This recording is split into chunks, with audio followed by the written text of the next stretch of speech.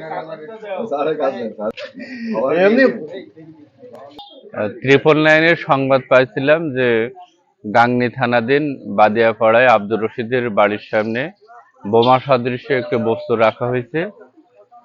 ঊর্ধ্বতন কর্তৃপক্ষকে অবগত করে ঘটনাস্থলে আসলাম।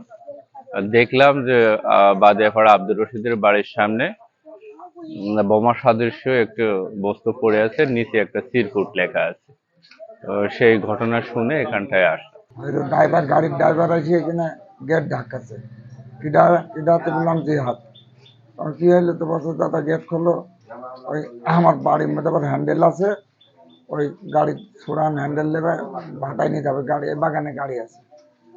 তোর সাথে গেট খুলে দিল, তোমার চাচি আইছি, তোমার চাচি গেট খুলে দিল, বলছে যে দাদা কিন্তু বোম ঠিকিস না কি কিডা বোম দেখছি।